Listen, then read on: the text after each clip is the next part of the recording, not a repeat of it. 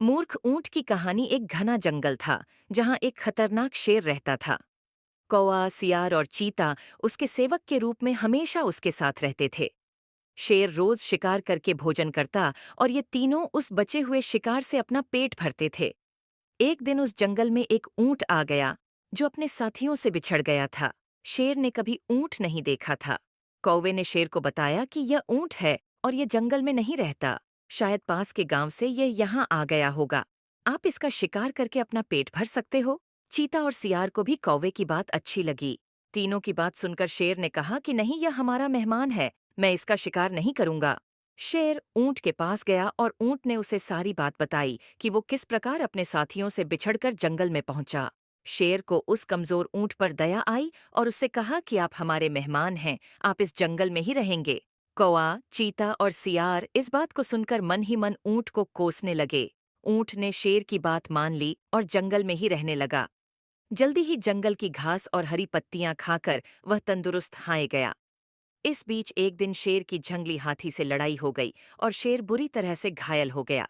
वह कई दिन तक शिकार पर नहीं जा सका। शिकार न करने पर शेर और उस पर निर्भर कौवा, चीता व सियार कमजोर होने लगे। जब कई दिनों तक उन्हें कुछ भी खाने को नहीं मिला तो सियार ने शेर से कहा कि महाराज, आप बहुत कमजोर हाए गए हैं और अगर आपने शिकार नहीं किया तो हालत और ज्यादा खराब हो सकती है। इस पर शेर ने कहा कि मैं इतना कमजोर हो गया हूं कि अब कहीं भी जाकर शिकार नहीं कर सकता।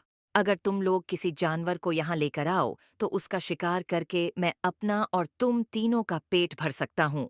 इतना सुनते ही सियार ने तपाक से कहा कि महाराज, अगर आप चाहें तो हम ऊंट को यहाँ लेकर आ सकते हैं, आप उसका शिकार कर लीजिए। शेर को यह सुनकर गुस्सा आ गया और बोला कि वह हमारा मेहमान है, उसका शिकार मैं कभी नहीं करूंगा।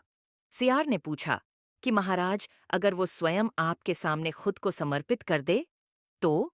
शेर ने कहा, तब तो मैं उसे खा सकता हूँ। फिर सियार ने कौवे और चीते के साथ मिलकर एक योजना बनाई और ऊंट के पास जाकर बोलने लगा कि हमारे महाराज बहुत कमजोर हो गए हैं, उन्होंने कितने दिनों से कुछ नहीं खाया है। अगर महाराज हमें भी खाना चाहें तो मैं खुद को उनके सामने समर्पित कर दूंगा।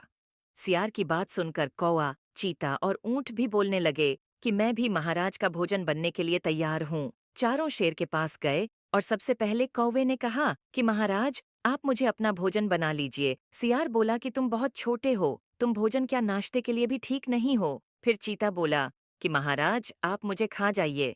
तब सियार ने कहा कि अगर तुम मर जाओगे तो शेर का सेनापति कौन होगा। फिर सियार ने खुद को समर्पित कर दिया।